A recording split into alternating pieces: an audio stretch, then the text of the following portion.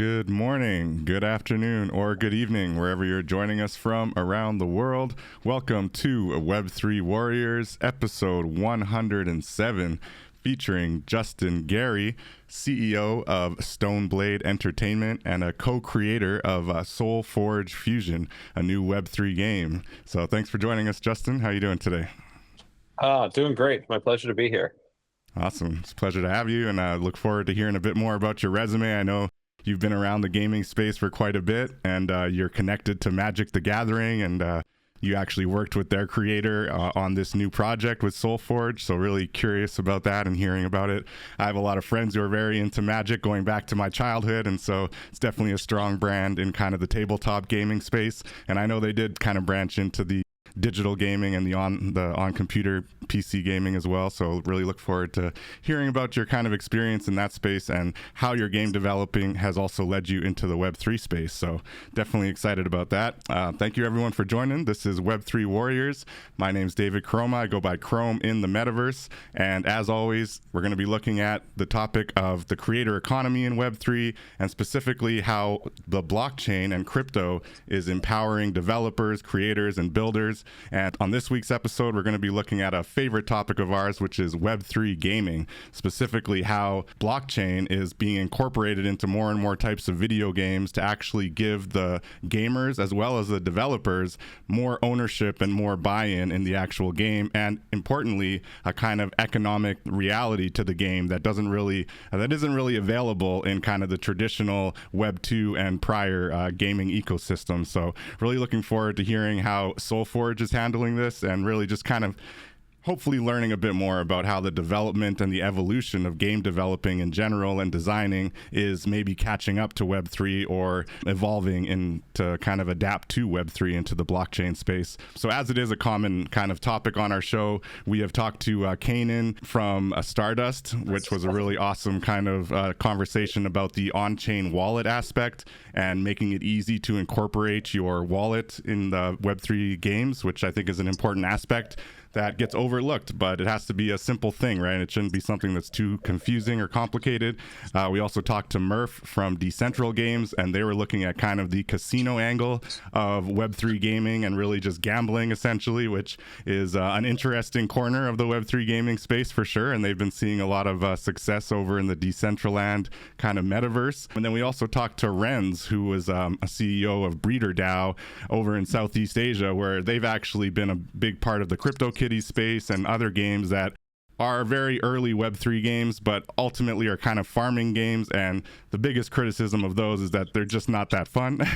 They're not that exciting, but they are fairly popular. And many people would say CryptoKitties and the like kind of led the way when it comes to quote unquote play to earn, and the idea that you should be able to actually make some real world money from the gaming that you're doing. So I think that's an interesting concept, although I think that as a gamer, I also empathize with those who see quote unquote play to earn as kind of the wrong ethos of gaming, right?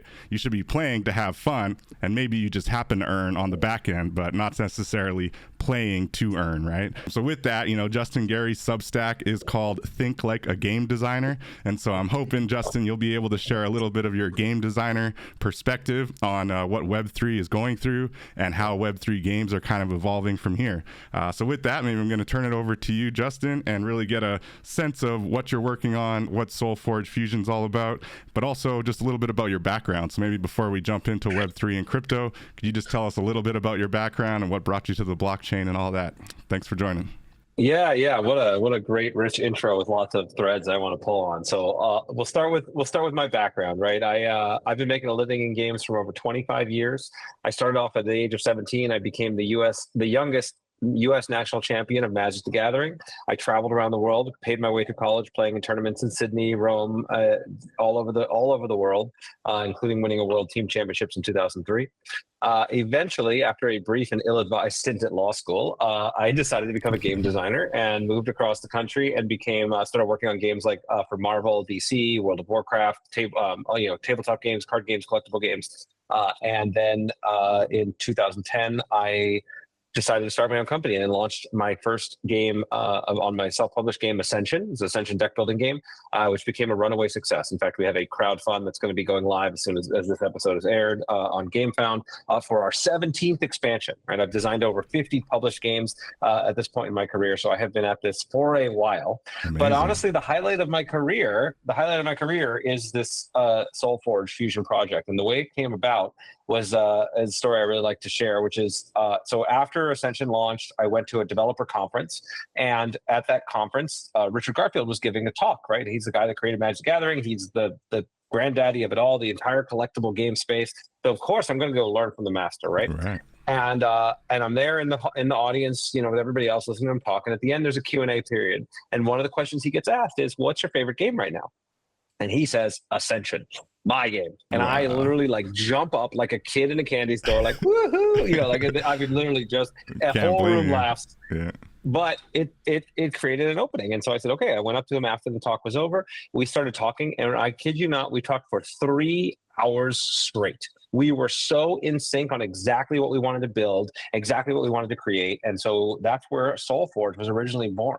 And now that was the original version of SolForge, which this is back in 2011, to give you an idea of how long we've been working on this project. Nice. And that was, we launched it as the first mobile trading card game that was designed for mobile native, right? This is before things like Hearthstone or Magic Arena, for those that are familiar with those games, right? So we wanted to innovate, take the core of great gaming and innovate with what new technology brought us. So we've now, not only did we bring that game to mobile and PC, but things like Ascension have not only ported to mobile, but also VR versions.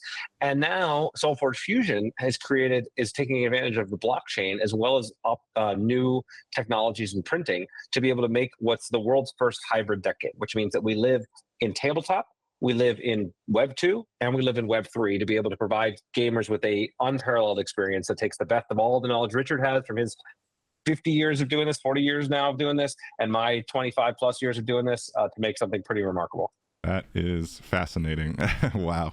That's an amazing origin story as well. So you were just a big fan of Magic. You didn't know that he played your game. Is Ascension also kind of like Hearthstone style? Was it also like a card style game, or? So Ascension is a card style game, but it kind of takes the idea of like with a trading card game, right? The basic idea is you're gonna collect a bunch of different cards that you get out of randomized packs typically. So let's say there's 300 cards in the set. You'll buy random packs hoping to get the super rare ones. You'll build a deck out of the cards that you have, and you'll play the game. That's a really fun experience, but it can also be both pretty expensive and pretty involved. Ascension is basically takes this whole idea and puts it into one box. So you buy one box of Ascension. Everybody starts with a same basic deck of cards, and during the game, you actually acquire more cards for your deck. So the process of getting cards is part of the fun of play. And then at the end of the game, you see who won, then you reset back to your basic decks and you go to that experience again.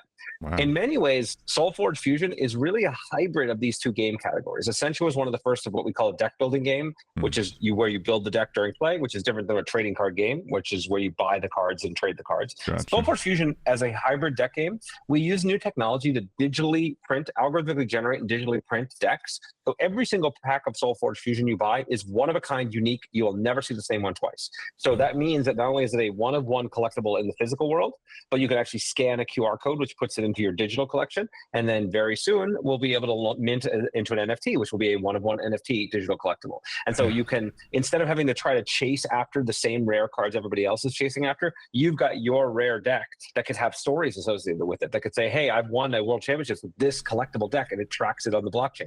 Or we have storyline events where you actually will change the lore of the world, and we'll have our writers have written stories for decks. If you go to solforgefusion.com/story, people can see the different lore that they've helped to develop. And then that becomes tied to the collectible and the NFT. And then that's something that you can go and trade and sell and be part of the community with that. So we've really tried to make the magic that for lack of a better term, that I felt that opening up my first packs of trading cards and bring it into the modern era by leveraging both modern printing technology and the blockchain to do stuff that was never possible before. That is amazing. That's exactly the kind of use case we like to hear about. I have to ask, are you familiar with the word phygital? And is that how you might describe this kind of project? A blend of the physical and the digital? Yeah, I've heard that term and a variety of others to discuss the space. And so, to be honest, I have been deeply involved and fascinated by how do you get the best of the physical and digital worlds together, right? Because each one, there's a lot of games that have tried to combine the two and end up being worse than both, right? There's a lot of games that are, and so we've tried to make sure that it's something that each pillar of SolForge Fusion stands on its own. You can play the tabletop game without touching the digital. You can play the digital game without touching the physical. You can play both of those without touching Web3, and you can enter the Web3 space and be a part of the Web3 community. And all of them support each other. The same collection goes one-to-one from the physical world all the way to the NFT. And so it is a nobody else has ever done anything like this. So we're breaking new ground, and it's something that Richard and I are both very excited to be able to do, because I think it adds real value to the players, right? And this is the thing where we'll get deeper into this, I'm sure, but right, like we talk about what's the challenges of incorporating Web3 into gaming. Why is there so much resistance in the Web2 world? And I think there's three major factors, right? One is show the value, like why do I actually need this? And that's not 100% clear to them. Two is have a user experience that doesn't suck, because most of them are terrible, as you mentioned, fun, like trying to get wallets integrated, right? Yeah, you may have something that's actually fun, that I actually want to play, that's actually easy to get into. And then I think there's the security piece as well. You want to make sure that people feel comfortable and secure. People are used to playing in these walled gardens. And when you have your own stuff in your own wallet, just like if you have your own wallet, you're walking down the street at night and you're not taking care of it, right? There's some risks there. And so I think educating people on that and making them feel more comfortable working with people that have a reputation, right? There's a lot of these, anonymous game developers who launch a project, pump up a token or an NFT, and then disappear, right? And then there's enough of that scam in that previous bubble cycle that I think people got burned in. And so that's one of the reasons why I'm here, is to be like, look, I've been doing this for 25 years. Richard's been doing this for 40 plus years. Like, we're not here for a quick pump and dump scam, right? We're here for the career, and we're here to show that there's actually value to our players, which is why we're coming into this space. That's amazing. So when you talk about like charting new territory for this deck building kind of space and the tabletop space, to your point, you're not charting new territory with new people. You're actually taking yourself as a designer with decades of experience, and Richard as a tabletop game and the creator of Magic the Gathering, the most like successful tabletop game. I'm pretty sure Pokemon might have tried to catch up a little bit, but I don't think they quite caught up, right? So that's really fascinating that you're taking that experience and bringing it on chain, because I think that is so important when you look at people trying on-chain projects just kind of willy-nilly without having that background. It doesn't kind of lend the same kind of gravitas, right? And I'm looking at the art on your site. We have it up on the screen here at SolForgeFusion.com. Definitely some amazing artwork. And so looking at that piece and the fact that you do have this ability for the game to kind of function on its own in the physical world, in Web 2, in the digital world, and then jumping into Web 3, how do you kind of tie it all together? It sounds like the Web 3 part is not quite live yet, right? So what do you think is going to be kind of the biggest push to actually get people to embrace it? Like, what would be the reason? What's kind of the benefit of taking things on chain? Yeah, so couple of things, right? For the deeper dive, we do have a guestbook, like kind of white paper that shows like the long-term vision and what we think is possible in this space. That'll probably be more than we can cover here. But I'll walk through the short term, right? We're not live on Web3 yet, but we have the system up and running. We're testing it with our alpha users now. Like, we're launching within the next 30 to 60 days, so it'll be very, very soon. And the reason why we're going to get people to adopt it is, one, we're airdropping to our entire community, right? So anybody that's playing the game will have free tokens, have the ability to get NFTs. Like, so we're giving it away for free. And so, why try it? Because, hey, it's free stuff. You get to try, there you go. Right? So that's one piece, right? And so I encourage anybody that wants to, you can play the game for free, create an account, be part of our community, and you'll get free tokens. You'll have the ability to mint NFTs. You'll be able to be part of our early NFT drops. Now, the other piece of it is, what is it that's immediately valuable, which is that idea that you really do own your stuff. And SolForge Fusion is a great example of this. And one is, if I have a physical version of SolForge Fusion, what I can do with it is I can take my physical deck, just like I could with any other trading card game. I could sell it to you. I could trade it to you. I could lend it to you. I can get it back, right? That's just natural. Trading card game players know this. It's just understood. It's the baseline of how you do this. When you play the digital version of the game, right now, you're stuck. The stuff's stuck in your account, right? So you can scan a deck in your online account. And if you want to, the way we designed the physical version is you can unlock it from your account, then take the physical deck, hand it to somebody else, and they can scan it into their account, then they lock into their account, then they can play it. That's and so amazing. what we've done is so you really did take that extra step to make sure like the actual transaction of exchanging hands is able to be replicated on the digital side. Right. And right, exactly. And that's exactly the way the digital thing works. You lock it. If the deck's locked in your account, you can play it and it can't be traded. You can unlock it, put it into your wallet, trade it to whoever you want, do whatever you want with it. You own your stuff. You can take with it, do with it what you will. And I'll tell you, as a developer, we researched a lot of different chains. We researched what it would take to do this for ourselves. What if we wanted to do a purely like server side solution where we actually controlled and built everything? And it was actually way more both economical and efficient to use in this case, we use the Solana blockchain as our baseline to be able to launch that platform. It was way more a lot more freedom for players. They have a lot more transparency. They can see the smart contracts that we're using. They can actually, they know we can't change the thing and take it away from them. And so I think it's just a better experience as a developer, especially as a small developer like us, right?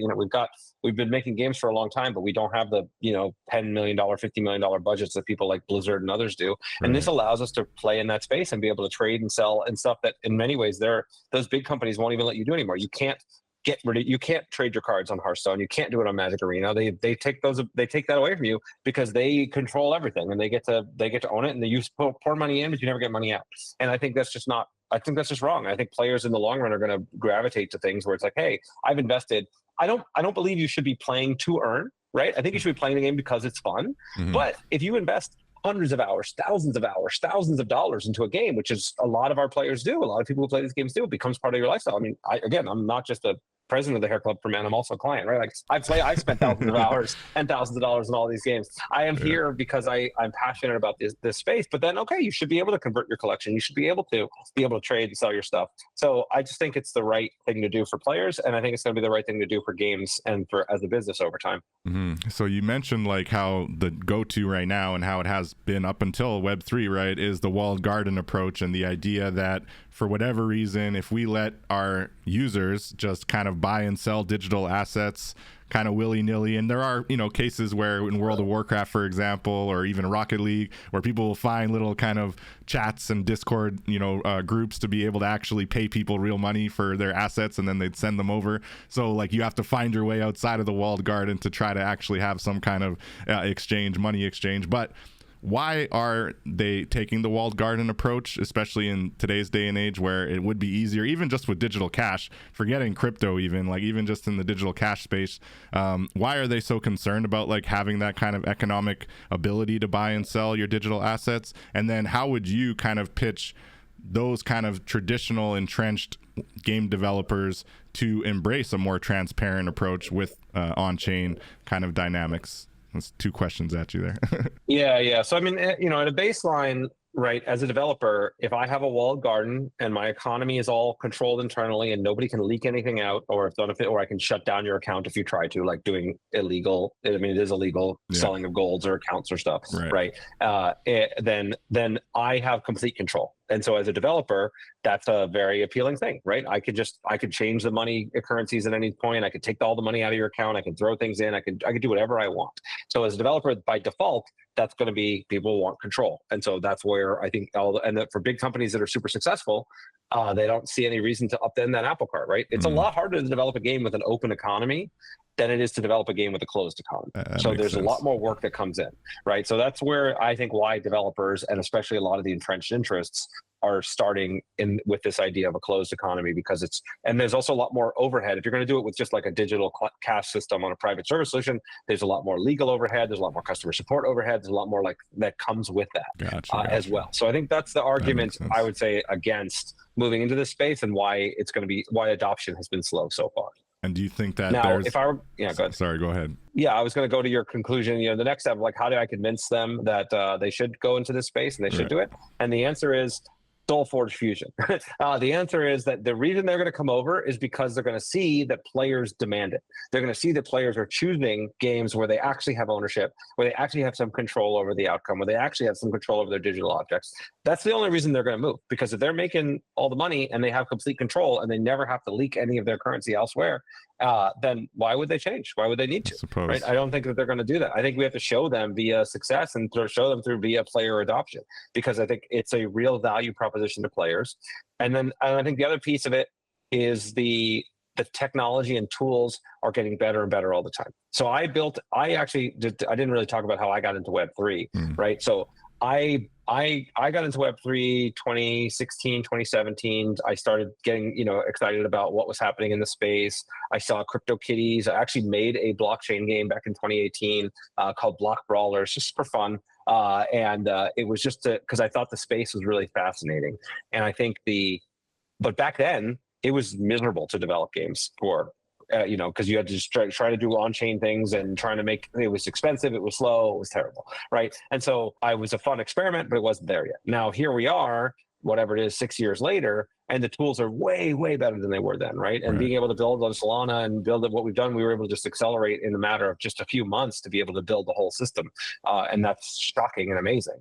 But there's still a long way to go, right? Like SolForge Fusion, we're not trying to make the whole game on chain. In fact, like that's, if you look at the white paper that I referenced, like over the long term, that's exactly what I want. I want players to be managing the servers and being paid to do so. I want the game systems to be run on chain so that no matter what happens to me, if I get hit by a bus or Richard get hit by a bus and my company shuts down tomorrow, right, the game would still run, the community would still do it. I want to hand control over in a staged way that makes sense. And this is where my game design background really helps, because really trying to build a tokenomics, trying to build a system, trying to build an ecosystem and a governance structure that could house the game over the long term, right? I mean, I mentioned Ascension as the game I launched here. That game has been around for almost 15 years. We're celebrating our 15-year anniversary next year, right? Nice. I've SolForge been from the original version to now. We've been launching that one. I've been working on for 13 years. We have, even my Marvel and DC trading card games, a game that's still being made today. That's 20 years now, right? I make games to last. I want games that are going to, and of course, Richard Magic's now been around. I think it's 34 years, something like that. Insane,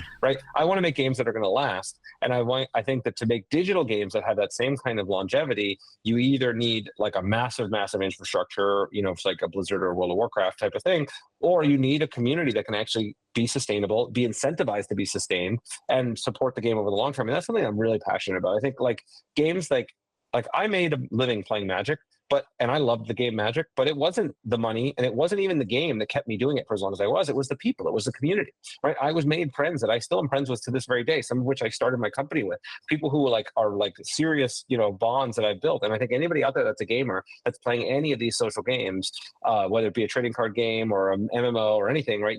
That's why you're still in it. And so I want to build these kinds of communities. And I think that what the tokenomics design and blockchain and DAOs and that kind of thing can do is to really build communities, again, that were never possible before, that can connect people all over the world, and that can build something that's really powerful and that can stand the test of time. Amazing. Yeah, there's a lot I want to unpack there. When you mentioned DAOs, are you concerned at all about a kind of very flat structure? I feel like, you come from the designer space and there has to be a certain level of kind of executive oversight. And I don't know, I feel like once, for example, in this case, yourself and Richard get taken out of the project, the overall kind of administration, right? How do you foresee that kind of actually being handed over, or worst case scenario, like you said, hit by a bus and it's like a shock? You want to have an ecosystem that thrives, but you still kind of have to have somebody in power, right? Do you foresee a chain of command situation where you do still have kind of like an executive board and some type of central kind of administration of it? Because what I've seen in this DAO space is it sounds amazing on paper, the community runs everything, we vote on everything, everything's run on chain, but in actuality, 5% show up to vote, and of that 5%, are they your smartest 5%? Are they making the best decisions, and then who actually executes on the decisions that get voted on, so it's been a difficult slog I've seen in the DAOs I've been involved with. Yeah, no, it's a great insight, and no, my plan is not to turn the keys over to the mob and hope for the best, right? I don't think that's the right strategy. Yeah. I think that in reality that there are different types of things for which the community is a great decision maker, and there are different types of things for which a centralized authority, or at the very least an expert class, is the decision maker. So when I talk about game design, right, you kind of mentioned, right, I teach game design. I have a book and a podcast called Think Like a Game Designer. I run a masterclass once a year. We'll be doing another one in early September, where we go through and really work on the craft of design. I have studied this and tried to perfect this. I even teach creativity and design at the Wharton School of Business. This is an art form and not everybody can do it. And if you just ask the average person, hey, what would you like to see in this game?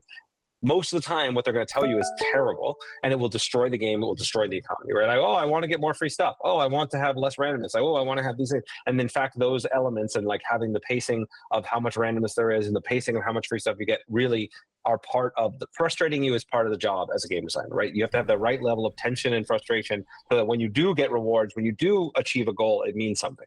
So those are I don't believe I would hand over like design choices like that. But on the flip side, when it comes to like how do you want to manage the community fund, when you look at our token economics, we're building the majority of it. The majority of the pool is either airdropped. We have airdrops that are going to be happening throughout the year to use for marketing, to bring people in, to reward our players. And then the biggest chunk of the pool entirely is controlled by the community, and that token pool is going to be used to decide which tournaments we want to run. How do you reward streamers and people who are growing the community? How do you want to, like, what new formats do you want to build? What other side projects and add-ons to utilize the IP and the NFT do you want to do? That's exactly the kind of stuff the community should be making decisions on, because it's the community that's going to be the ones that, are going to support it and are going to grow from it. So that type of decision making is the stuff I want to hand off, as soon as we are able to do so. When it comes to like, what should the next card design be and what's the next release and how do we balance the cards, like, no, that's stuff that we're going to hold on to. And again, it's not just me and Richard, right? I have a team of very talented people that I have trained, that I've brought in from other places to help build this stuff. This is not an easy thing to do. So one way or another, we will leave that part of the game in good hands. And I don't plan on going anywhere anytime soon. Amazing. Yeah, I mean, any game that can last 10 plus years and have regular players is doing something right for sure, and that's super impressive. And kudos to you and Richard, of course, for decades of success. Looking at the Solana blockchain now, I'm assuming you had SolForge for 11 years, so the naming convention just happened to work out nicely. But do you have? Yes, we call ourselves soulmates. There you go, soulmates, perfect. But looking at the Solana blockchain, why else did you choose Solana? Obviously, they're known for being fairly low on gas fees and kind of sustainable on that side. Obviously, a little bit more maybe eco-friendly, depending on how you kind of view the way that their blockchain is set up. And then they also run on Rust, I believe, right? Which is a little bit different of a programming language compared to Solidity. Did any of these kind of factors play into why you chose to go with Solana, or how did that work out? Yeah, 100%. We spent a lot of time. We talked to a lot of the different chains. We're fortunate enough to be able to get some direct connections to a lot of the developers and the Solana Foundation folk. And at the end of the day, yes, environmental factors played a role. The gas fees played a big role, and the ease of development and the developers that we had access to and how easy they were to work with to be able to get things moving and to be able to connect with the chain. Those were the major factors for us. We want to be responsible members of the world. But the idea that I would tell my players, and this is one of the big things, right, in Web 2 space, right? Hey, you want to be able to trade this thing, you got to spend $4 if you want to trade it or move it on chain or off chain every time, blah blah blah. Like, people don't want to do that, right? Yeah. They don't want to do that, like, yeah. and understandably, right? Yeah. Whereas like in Solana, the same transaction would cost pennies, right? It's like, okay, fine, like they'll just put $5 to long enough that they don't care, right? Like, to me, that's just like it was all about how easy is the adoption for us as a developer and for our players. And then, from there, it became a no-brainer for us that Solana was the right platform. Now, we do want to be multi-chain over the long term. Like, I just want to be clear. Like, we are working, there's a lot of other great, bridge and layer 0 technologies. There's a lot of things that we want to be everywhere for everybody, just like we're in tabletop and Web 2 and whatever, right? I want to be able to have our NFTs be traded, have the ability to connect to the other blockchains. But Solana was by far the easiest and most cost-effective to develop on. They have a great community, and so we're really excited to be a part of it. Amazing. Yeah, and I love that you added that goal to be kind of multi-chain eventually as well, or that's what it's all about, I think. And to your point, do you think that like an Ethereum is even capable of really being a Web3 gaming platform? Obviously, you see these layer 2 solutions around like Polygon and others that are trying to make it more feasible. But like Polygon, for example, as the network grows, their fees are going up, right? And so even now, I think it's like $1-2. It's still cheaper than, your typical Ethereum, but it is getting up there a bit if you compare it to a Solana, for example. But do you think that Ethereum's ecosystem can still kind of support fun Web3 games like what you're building, or what other builders are working on? Man, look, I'm very bullish on this technology over the long term. I think it's very frothy right now. Like, who knows what the solution's going to be? And I'm not the tech savvy guy that's going to be able to answer that question for you, right? Like, I think at some point, whether it's Polygon, whether it's a layer 2, whether it's a layer 0, whether it's how these things all connect, like, somebody's going to crack this because the community's too big. There's too much interest. There's too much, like, opportunity here. So it's just a matter of when and exactly how, not if. I think all what in my long-term vision of this, right? Every chain will have its, specific uses and kind of niches, just like, and they'll all be connected in a way that's easy to do. Just like with the internet, right? Maybe I'll want to go to Facebook to go and talk to my grandma, and I'll go to Instagram to be able to promote something, and I'll go to TikTok because I'm super bored. And like, they're all different little networks that are all connected together, but in this case they're centrally controlled, and I'm giving all my data away to these massive megacorps. Instead, it could be like, hey, I'm going to go on Solana because this is the best place for me to like trade and mint NFTs and be able to do that. I'm going to go on Ethereum because it's got the most full featured set and I can do a lot more powerful things there. I'm going to go over to Thorchain, whatever, like whatever the different things are, and we'll jump in the same way that we do from website to website now. I just think the tech's not there yet, and it's going to take a little time for it to figure out how we're going to play that and how we're going to move smoothly from project to project. Yeah, super cool. And so when you're looking at kind of the on-chain components, you mentioned how you're essentially looking at, you got the physical cards, you've got the digital kind of Web 2 cards that are in the game already, and then now you have this Web 3 on-chain Solana digital assets that are still going to be a copy of that same card. So how is the on-chain portion kind of adding to the overall ecosystem? Like, would you say that basically how are you going to handle the transactions with the movement being reflected back both in physical and in, I guess, your Web 2 game?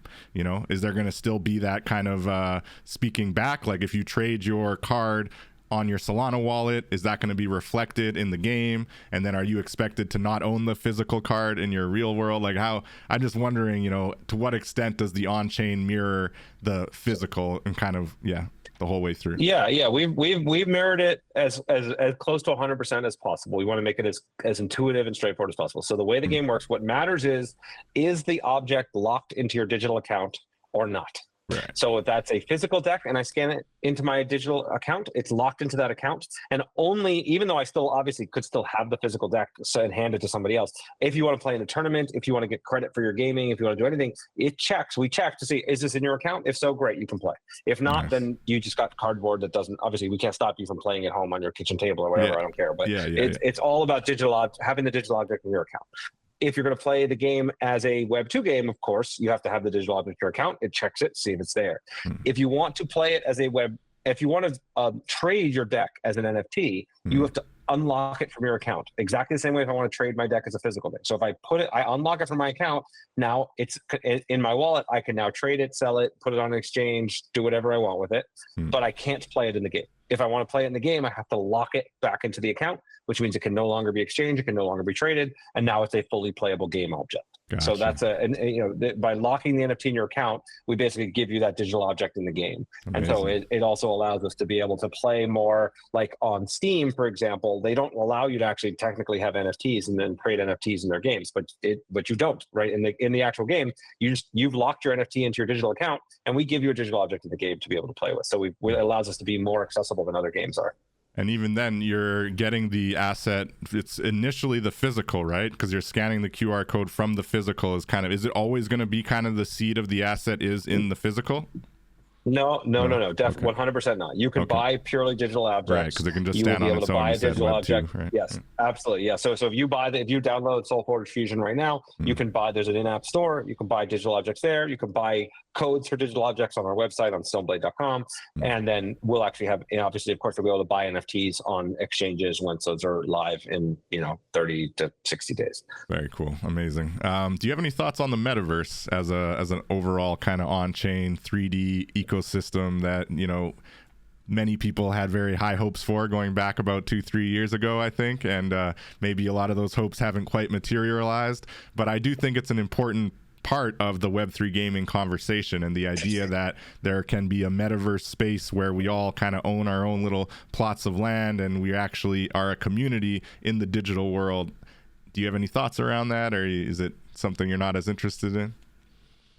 No, I'm very interested in it, right? I mean, I read Ready Player One when I was a kid too, and I Right. love the idea of this like space, right? Right. So the question is, what do you mean when you say metaverse in detail? And what is it that we really want, and what are the incentives that society moves us into, right? So Mm. we already have digital ecosystems that we're all a part of, right? We could be a social network, it can be a Discord channel that we're hanging out in, it could be inside of a game, massively multiplayer online game, right? These are communities that we all exist in now, some Mm. more or less, right? There's some that are virtual reality, but people don't want to spend their lives in virtual reality right now. Mm. It's the tech isn't there. Mm. And so the question is, what qualifies as a metaverse, right? Why do I care about this particular thing? And the challenges are, when I'm going to adopt a quote unquote metaverse, there's this vision I think people have of like, oh, well, I could just bring in my Fortnite character, and you can bring your sword from Legend of Zelda, and I could bring this trading card from Thing, and then somehow they're all going to just like magically interact in some way that makes sense, right? That's not right. If that's the vision, I think we're very far away from it, because there's a lot of forces at play that make that the people who have all those IP do not want them to be playing together. There's no reason for people to bring that space together. Right. So I think it's just a question of like, what social spaces exist that give people enough value that are going to draw others in, and then it becomes a network effect thing, right? So I think you're looking to solve this problem the exact same way. I mean, look, Meta has specifically invested a lot of money into this space. Right. They're very much trying to be the ones that own this. I think that there will be, as the tech gets better, of course, people are going to want to hang out and interact in virtual space, because it's just, look, even just us here being able to have kind of video chat conversation and stream it to the world, like that wasn't really very common 10 years ago, 20 years ago, right? 10 years, 20 years from now, bandwidth gets to where it is. We can all, like, I've been in these virtual like parties, Right. they started to get like where we're all in the VR, and there's a DJ playing, and we're hanging out and looking at virtual art, NFTs, and good. It's okay, but it's not like, it hasn't crossed that threshold from being like, I really want to spend a lot of super time exciting here. So, yeah, I hear you. And I think it is a community angle. Like, we have our headquarters in the crypto voxel space, which now calls themselves voxels.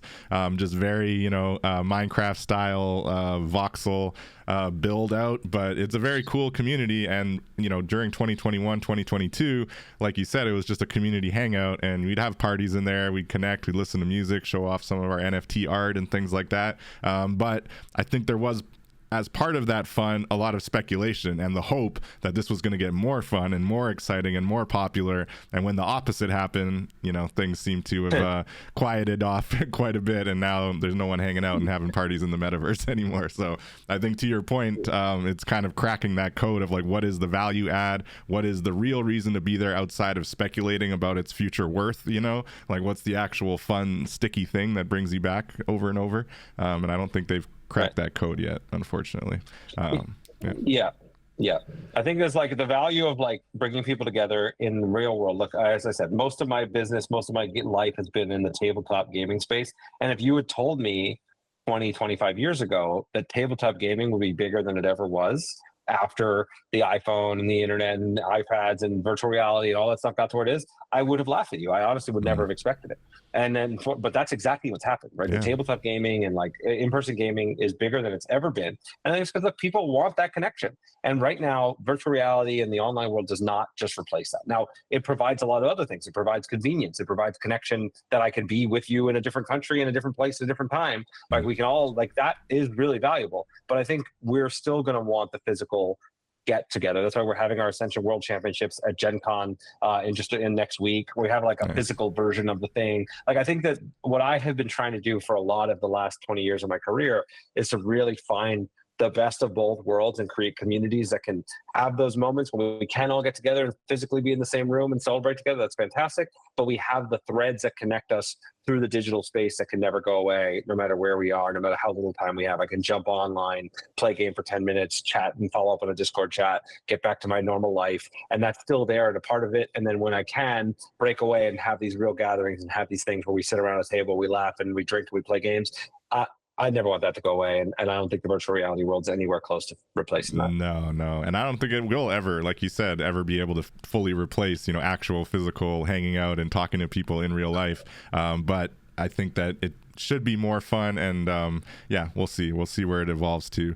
Looking at kind of the hurdles facing Web3 gaming, right? I've noticed on your site you talk about this kind of core attributes and the idea of having, you know, curiosity, obsession, resilience, and empathy kind of baked into the design and the development of your video game. How much do you think those factors are part of kind of the hurdles facing Web3 gaming? And like you said, I think it's definitely a matter of the technology catching up in a large part. But I look at something like Solana and the speeds that they offer and a lot of the functionality that they offer. And yeah, I just wonder, you know, what are the hurdles stopping, you know, something like what you're doing from being more commonplace? And I don't see many other companies that have been around 10, 20 years like you have really, you know, jumping in with both feet. So I'm just wondering what you think. Yeah, I mean, there's a lot that goes into answering that question, right? The idea of the core attributes is something I took from my old days as a Dungeons and Dragons player, right? Where I had, you know, you have your core attributes are like strength, dexterity, wisdom, right, charisma, right. And those are like when you want to do stuff in the world, you check against those stats, and the higher those stats are, the more likely you are to succeed at anything. And so I was like, okay, what would that be if I was in real life? What would actually those things be? And I came up with that acronym CORE, this curiosity, obsession, resilience, and empathy, because it starts with curiosity, right? And I'll use this as a map onto my Web3 experience, right? The reason I'm here in the first place is because I was really curious about it. I was like, hey, this is really interesting. What does this technology provide? What can I do that I couldn't do before? I started getting involved in communities. I started researching what was going on. I started envisioning what might be possible in the future, talking with other people about it. I got really, you know, I was like, oh, this is really interesting. And then I became super obsessed, right? I became like, okay, I'm going to research all the chains. I'm going to like really dive deep. What are the other games that are out there? What are they doing right? What are they doing wrong? And I just like, an obsession is really about, it tends to get a bad reputation, that word, but you know, it's not like addiction. It's not like doing it but it is being able to focus on something so deeply that you can block out all distractions and all the other things that are going on. That's just like critical part of being successful, no matter what it is you want to do in your life. Yeah. And then resilience is how do you manage to get past roadblocks? Because whatever you want to do that's new and interesting and hard, life is going to punch you in the face. You're going to have problems. And adopting, let me tell you, when I first announced that we were doing a Web3, our audience from our Web2 audience they rioted. I mean, there was like massive, you know, like very negative themed chats in our Discord, lots of fire along the internet, some negative review bombing us. We saw all of that, wow. Right? And I had to be able to weather that. And you know, fortunately, I've had enough failures in my life that I know how to handle these things. I've had enough people tell me from my early days working on Marvel comics games where people would tell me I should be killed because I made Spider-Man too weak or whatever. You know, like, I mean, like, I've learned to take all the internet opinions with a grain of salt. So right. Getting resilience there. But then empathy is the real key part of it, because I didn't just say, you're just yelling at me, who cares what you think? I said, no, we're listening, right? I got involved in the Discord conversations. I did AMAs. I've been on podcasts, not just like these, which tend to be more of a Web3 friendly audience, but a lot of the Web2 audiences that were skeptical. And I talked through and I listened to what they said. And I said, okay, I'm going to both be able to communicate in a way that you can understand the value. And I'm going to listen and be able to modify things that help to make this more secure. So we're, you know, building a much cleaner, like, you know, FAQ and walkthrough to get people on their first wallet and connect the wallet to their account and going through that process.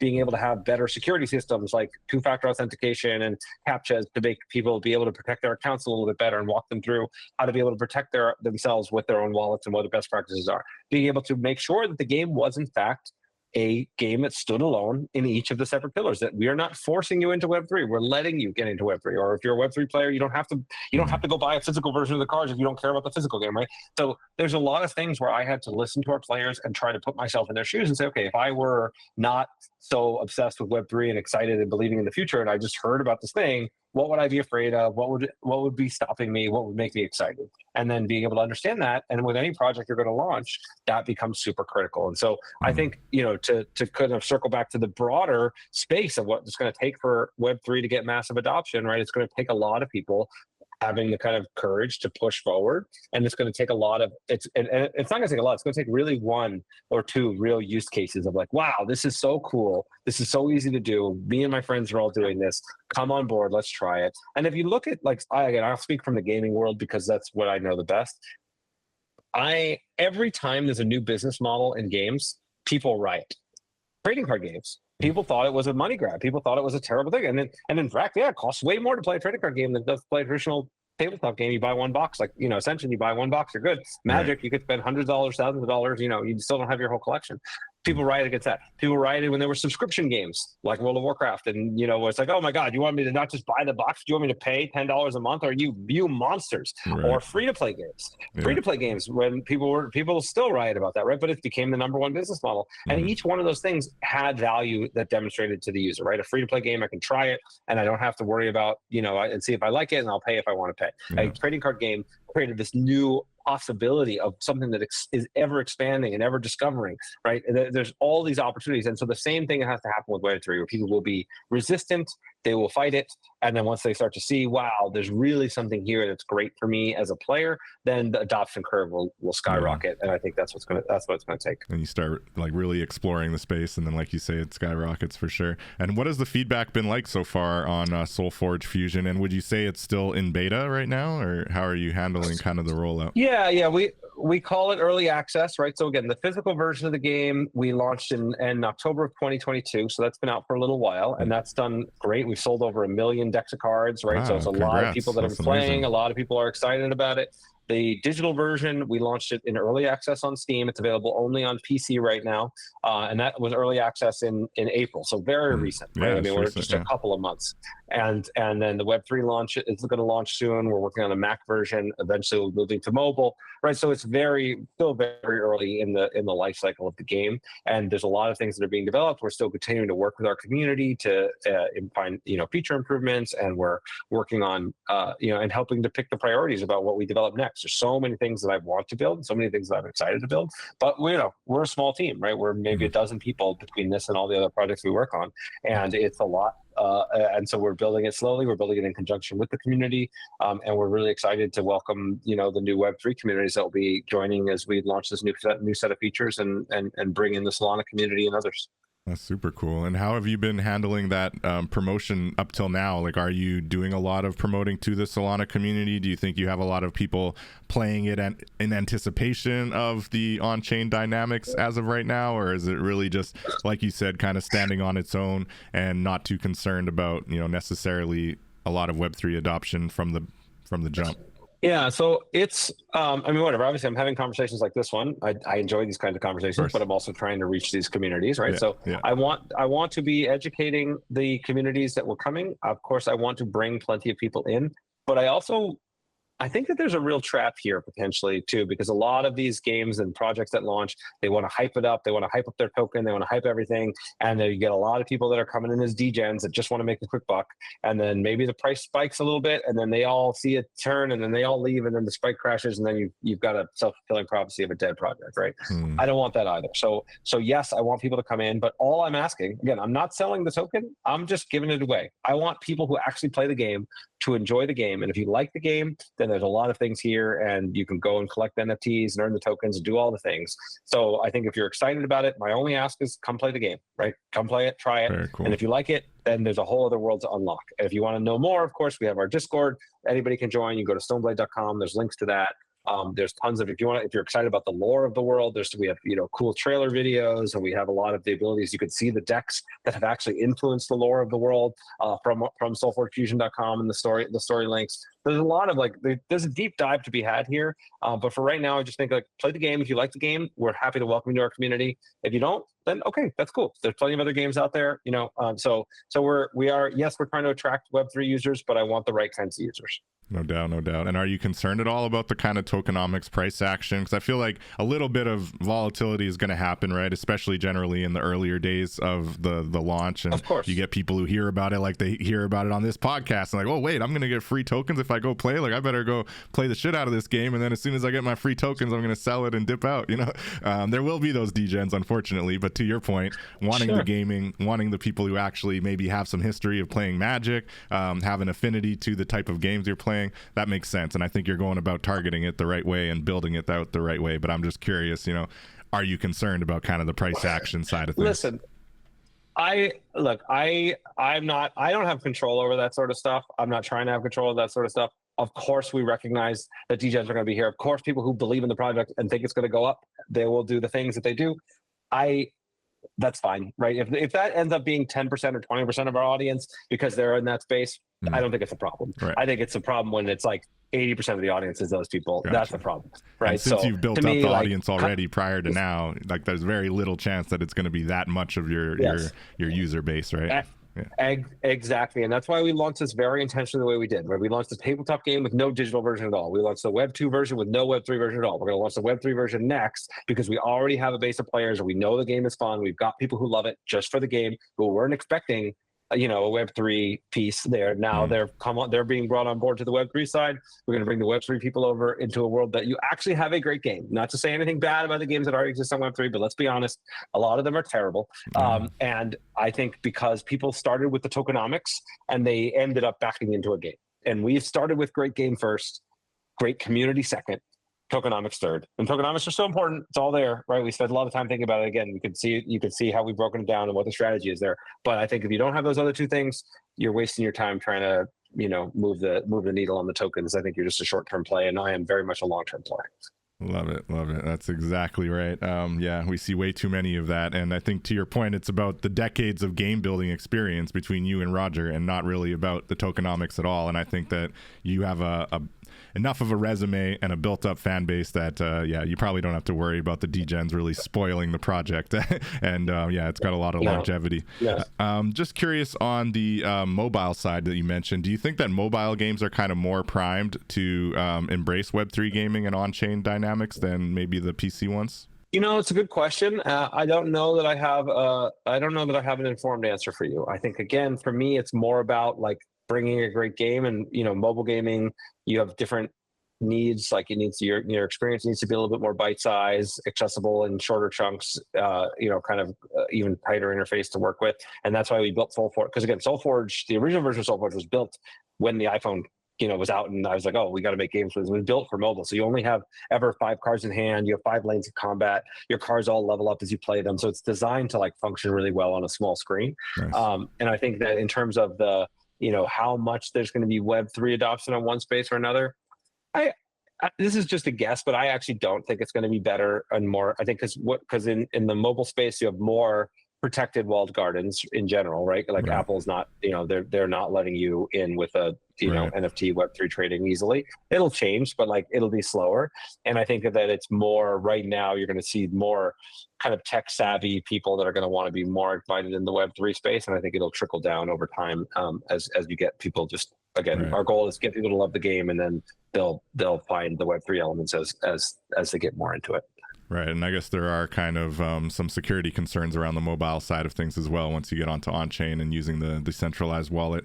And do you think that on-chain art can play a role in this kind of Web3 gaming evolution? Do you see a future where maybe you could actually, depending on the type of game, obviously, but thinking like a GTA or kind of open world adventure style game where you could actually have your owned on-chain art kind of on the walls of your space in the digital world? Do you see a future where, because I love my on-chain art and I love showing it off in a metaverse that maybe nobody's walking around in, that's okay, but it'd be cooler if I could show it off to my Web 2 friends and my gamer friends who wouldn't otherwise even be aware of what NFTs are. But if I could just show it on a wall, they'd be like, oh cool, you actually own that, you paid for it and you could sell it tomorrow. It's yeah, I don't know, I just think that'd be a cool future.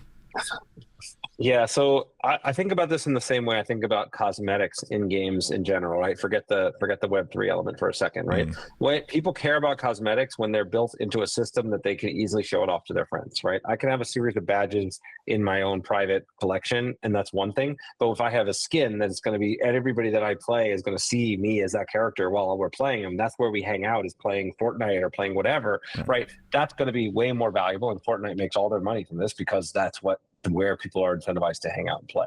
Yeah. So if there is a world like that, then I think this will, it'll take off. Why?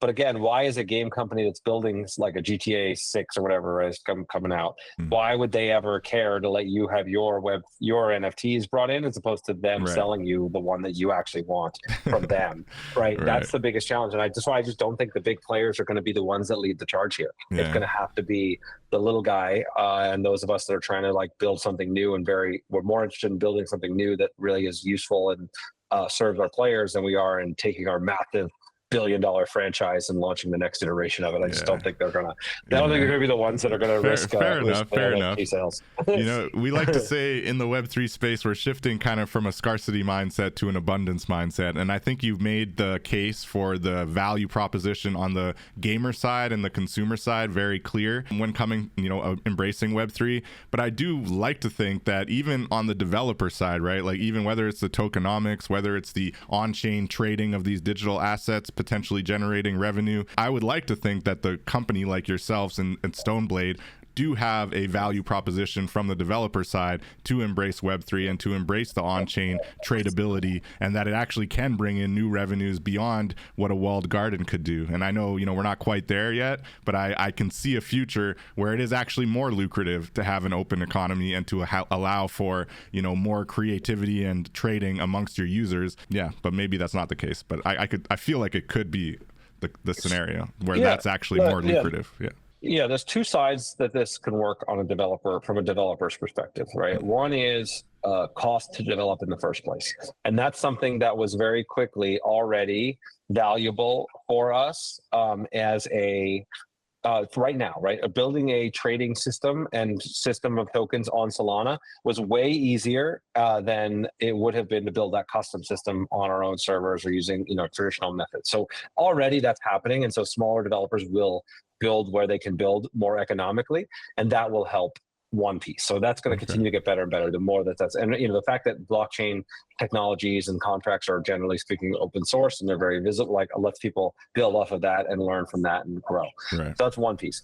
And then the other side of it is like discovery. And, you know, as I mentioned, if players choose to play games like this, if players choose with their dollars and choose with their whatever kind of currency they have to play these kinds of games, then of course developers will follow. And also, I think that there's a thing like what we're doing, right? Where we're not just we're going to airdrop to our players. We're also going to be airdropping to a few other key communities that we think would love our game, right? Then that's a great advertising tool that's available that I don't have. You know, again, you know, Blizzard launches a game like Hearthstone. They spend $3 million in advertising in the first week. I don't have that. I'm not doing that, right? So instead, I'm gonna you know, distribute 3 million tokens to people who might want to try the game, and all of a sudden I've got a new adoption system and a new marketing system. Nice. So I think that's another place where, as a developer, there are some tools that exist today that are, I think, compelling reasons to build in the space. But I don't think that's going to appeal to the big players. I think it's going to appeal to the small and middle guys like me that are ready and hungry. I can see that. So you're speaking to the value of on-chain data, essentially, and I think that's a huge other conversation. I know you got to wind down here. I appreciate all your time, Justin. It's been a really amazing conversation. Do you have any final words before we wrap up here, before we go? Yeah, this has been really fun. And I in addition to, of course, you know, wanting people to come and try out SolForge Fusion and play the game, like I love talking about this kind of stuff. I love like insights on this kind of stuff. So people that want to come and join the conversation on Discord, or you can find me on X or any other platforms, or, you know, the Substack you mentioned. Like, I think that those that are out there, not just that want to play a game like mine, but that want to build games in this space. Like, I'm very passionate about helping creatives, helping people build and grow. And so if you want to reach out to me on those things, I'm thrilled to have those conversations. I think building this next generation of gamer and game designer is an exciting project I'm happy to be a part of. Super exciting. I might have to pull you into some X Spaces. Are you on Clubhouse too, or no? No, I'm not on Clubhouse, but what's your X? Is it at Justin Gary Design? Justin _ Gary, I believe, is my X here. Justin _ Gary. So, all right. Yeah. We'll leave a link for that. Happy to be in spaces, happy to be in conversation. Amazing. Yeah, I'll follow up with you for sure. I think I could definitely pick your brain for a bit longer, and I appreciate the time that you've given. And I think you've dropped a lot of gems for our listeners, anybody in the Web3 gaming space, anyone in the gaming space, period, frankly, with a lot of the knowledge that you've dropped. So thank you so much for the time. We will have your links for your website and your Twitter and where everyone can connect with you in the description below. And until next time, we will catch you all in the metaverse. Take care, everyone. Peace out.